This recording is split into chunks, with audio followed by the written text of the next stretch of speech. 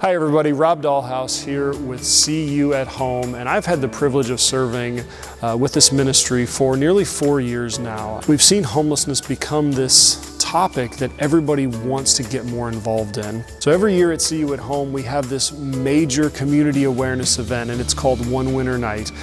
Last year, at our own 2020 event, we had over 300 participants, we had over 200 volunteers, and when you get that many people coming together for one common goal, one common purpose, you're bound to see something amazing happen.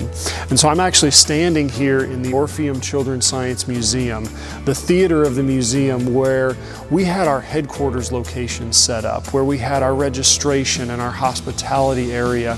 And it was one of those nights that you could just feel God moving. You could feel God's presence right there with us. So we set a goal last year of trying to raise $350,000. And so we came into the night, we were quite a bit short of that, but we started getting momentum, started picking up momentum. And as we left that night, we had raised just over $300,000. So we always keep the books open for 2 weeks after the event for those last minute donations that are coming in. And with 8 days left before closing the books, we got a call from a community partner, Champaign Asphalt Company, and they said, we would like to do a matching gift. We'd like to do $15,000. And so we put that out to the community. And all of a sudden, from that $15,000 gift, we got calls for people wanting to add a $10,000 match to it and a $5,000 match to it. And in those last 8 days, with the catalyst being this $15,000 matching gift, we saw another $87,000 come in. And we ended up raising over $405,000, blowing our goal out of the water, seeing God do miraculous things. Little did we know at that time that going over our goal by $55,000 was going to be much needed. When we closed the books in mid-February, just a month later, COVID-19 kind of came with a vengeance and hit our community really hard. See You at Home has many departments, including our daytime drop-in center, 24-hour street outreach, transitional housing, transportation, a work program. But we also operate the men's emergency shelter and have partnered with Austin's Place, the local winter women's emergency shelter. So we came together and our goal was to close the winter shelters in mid-April. And then we were going to reopen in November 1st of 2020 for year-round operation.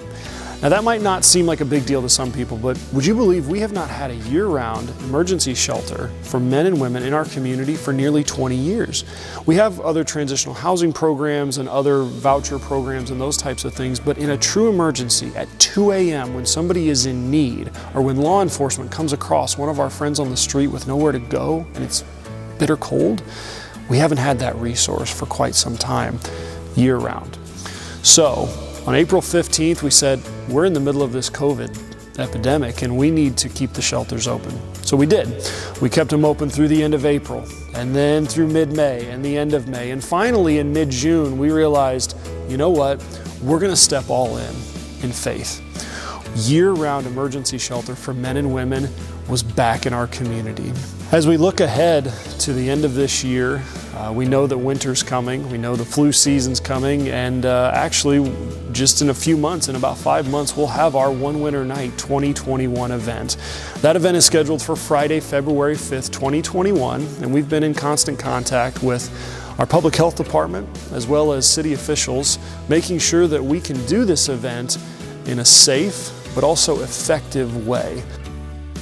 There are ways for you to get involved, and you can visit www.seeyouathome.us to find out all the information about the event, how you can get involved as a volunteer or as a financial partner, as a business sponsor. And you can also find out more information about See You at Home, the ministry, how we do, but most importantly, why we do what we do, and how we feel called to serve our friends without an address here in Champaign-Urbana.